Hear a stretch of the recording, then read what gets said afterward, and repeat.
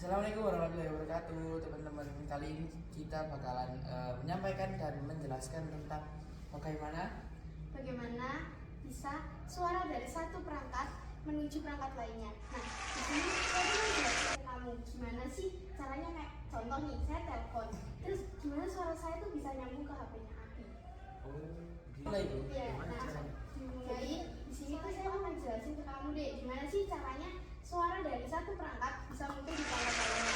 Nah, itu tuh dimulai dari input suara ke mikrofon. Contoh nih, ketika saya telepon, terus suara saya tuh bisa nyambung di handphonenya atau smartphone-nya Abi. Nah, itu tuh dimulai dari input suara ke mikrofon, lalu suara itu akan diubah menjadi sinyal digital.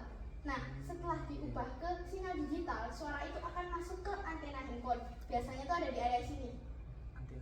Ya. Nah, setelah masuk ke antena handphone, sinyal itu akan ditransmisikan menjadi gelombang elektromagnetik yang biasanya itu bentuk itu. Oh, gelombang. Ya, gelombang. Nah, gelombang elektromagnetik ini akan mengubah karakteristik dari amplitudo frekuensi serta fasenya. Kan udah diubah nih karakteristiknya. Terus, gelombang elektromagnetik ini akan mengirimkan ke perangkat seluler. Jika memang terkirim, maksudnya itu saya jika memang terkirim ke Abi, itu akan bisa langsung menerima panggilan. Tapi bisa jadi nggak langsung dikirim karena jaraknya jauh dan kehalang banyak banget gedung. Itu tuh kalau andaikan nggak bisa, gelombang elektromagnetik itu tadi akan disalurkan ke dalam menara sel. Lalu selanjutnya pengubahan gelombang elektromagnetik jadi flash cahaya yang berfrekuensi tinggi. Nah, setelah itu flash cahaya yang sudah ditransmisikan frekuensi tinggi akan masuk ke bus transceiver box. Nah, flash cahaya bus transceiver box ke menara sel tujuan. Nah, menara tujuan ini memancarkan gelombang elektromagnetik. Jika sudah dipancarkan, gelombang elektromagnetik akan diterima di perangkat seluler. Nah, kecepatan jaringan kan beda-beda nih. Kadang lancar, kadang tidak. Jadi di sini kita juga mau menjelaskan tentang revolusi jaringan. Kira-kira seperti apa aja sih? Nah, di revolusi jaringan itu yang pertama itu ada 1G. 1G itu ditemukan pada tahun 1979 di Nippon Telegraph. Berarti di Jepang. Ya, di Jepang. Dan gelombang ini masih sederhana, memakai gelombang analog dan tentunya ini sangat sempit skalanya. Dan ya, 1G ini cuma bisa dibuat telepon dan SMS. Kecepatannya itu cuma 14,4 kbps dan ya pasti sangat lambat. Dan generasi kedua itu ada namanya 2G. Ini diperkenalkan di Finlandia pada tahun 1991. Nah, di sini mulai menggunakan gelombang digital. Perubahannya cukup signifikan. Nah, ya, teknologi ini disebut sebagai GSM atau biasanya disebut Global System for Mobile, dan CDMA, Code Division Multiple Access, yang telah mendukung pengiriman teks atau biasanya bahasanya itu SMS dan suara. Ya. Kalau kamu tahu itu biasanya yang Nokia itu yang masih layar analog. Masih jadul. Iya, masih jadul, belum digital. Tuh, pakai teknologi. Ya. Di generasi selanjutnya, tapi masih belum yang terlalu wow, itu ada 2,5G. Ya. 2,5G ini kayak improvisasi dari 2G. Ya, jadi di-upgrade lagi gitu. Jadi perbedaannya itu kalau 2G terletak pada layanan jaringan. Iya. Kecepatannya itu rata-rata 28 kbps. Daripada yang 1G itu beda 2 kali lipat. Dan kecepatan maksimalnya teotoris itu maksimal 384 kbps. Ya. Teknologi 2,5D ini itu bisa mengirimkan dan menerima foto dan video melalui layanan pesanan multimedia. Ya, kecepatan sebesar itu cukup untuk SMS, download gambar atau ringtone MIDI. Suara yang dihasilkan juga lebih jernih daripada yang dua, ya satu G atau 2G. Oh iya. Dan tapi jaringan 2,5G ini masih terbatas dan tergantung dengan BTS atau yang biasanya disebut itu Base Transceiver Situation. Ya. Nah, yang selanjutnya itu ada lanjutan dari 2,5 gig lah ya. Ya, giga. Nah, lanjutannya itu G. 2,75 G atau disebut EDGE. EDGE. Nah, ini kan dibuatnya pada tahun 2003, dibuat sama produsen itu AT&T. Ya.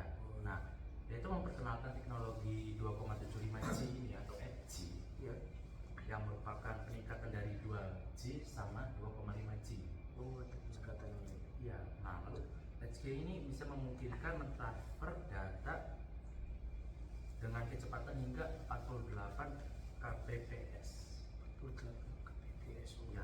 Nah, inovasi ini membuka pintu bagi pengguna telepon seluler untuk mulai menggunakan internet lebih maju lagi. Nah, yang selanjutnya ada internet seluler 3G. 3G. Ini lebih canggih lagi dari 2,75. Lebih canggih lagi. Iya. Nah, disebutnya itu WCDMA. Itu singkatan DMA. Ya. Nah, teknologi 3G ini pertama kali ditemukan pada tahun 1998 dan diperkenalkan pada tahun 2001. Itu sudah disempurnakan. Dan itu berada di Jepang. Berada di Jepang. Iya. Jepang lah. Jepang yang mau maju. Jepang mau maju. Daripada Ini membawa peningkatan yang sangat signifikan dalam kualitas jaringan internet pada masanya itu. Teknologi 3G ya, awalnya dikenal sebagai WCDMA, mendukung kecepatan hingga 2 Mbps, udah bisa masuk Mbps. Masuk Mbps ya.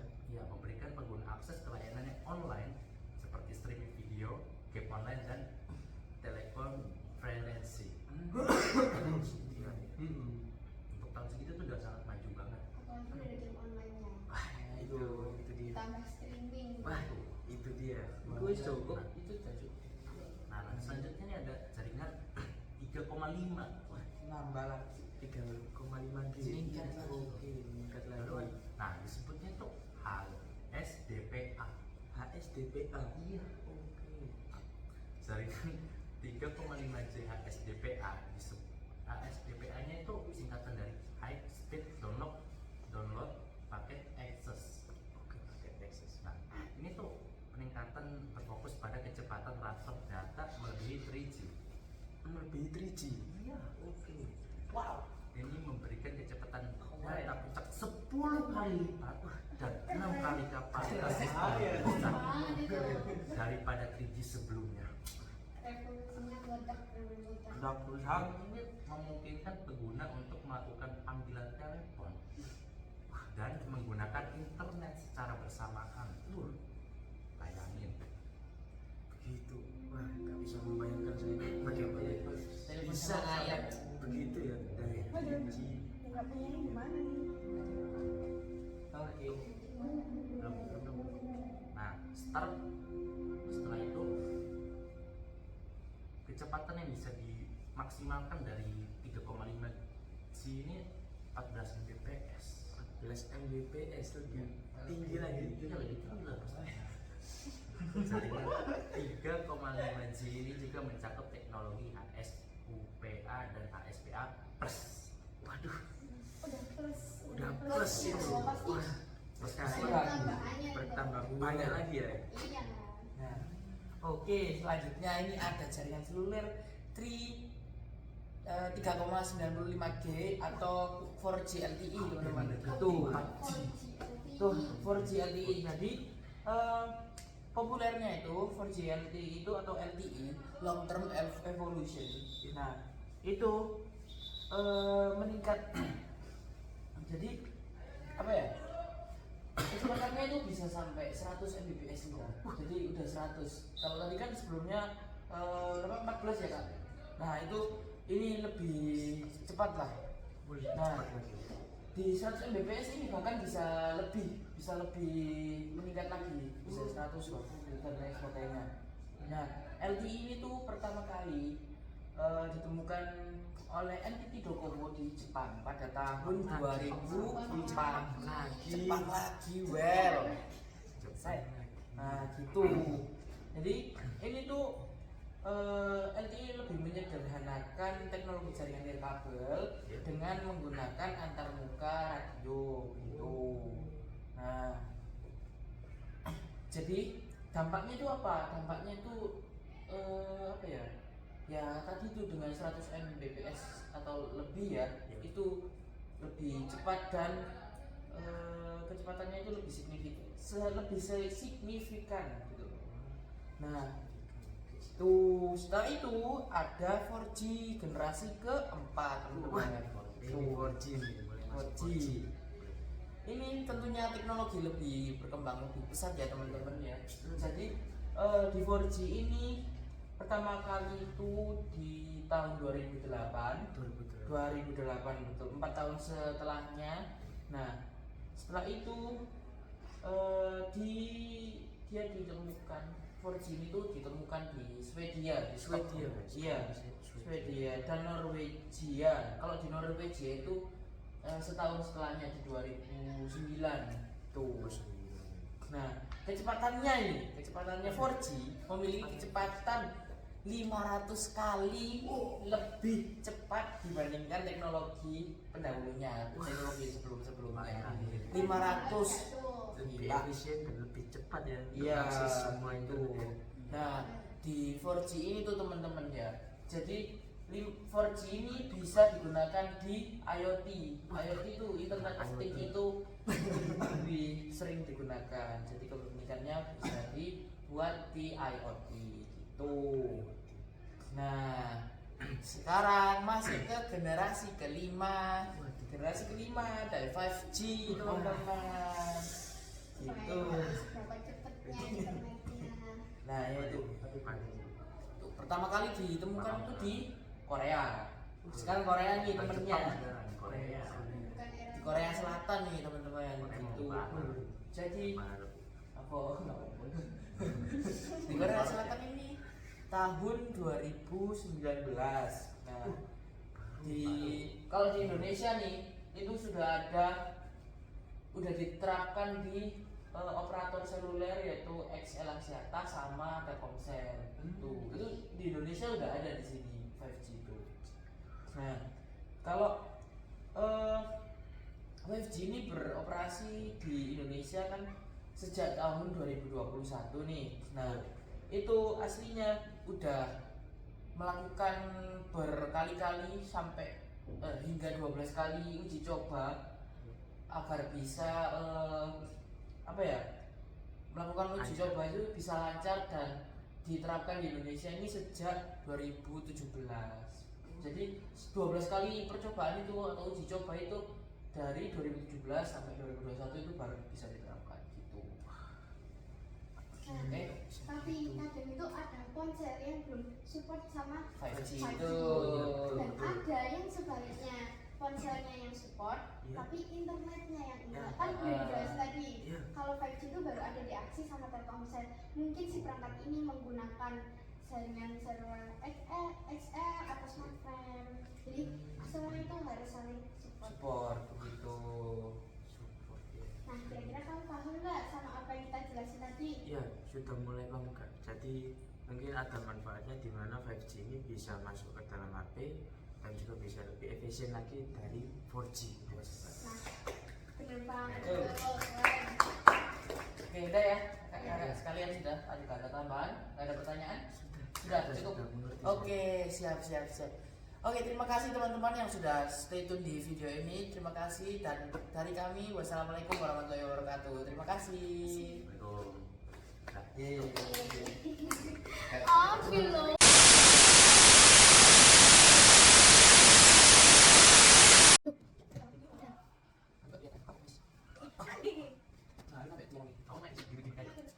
Iya, ini asal gitu ya, apa saya bertahan dulu kok.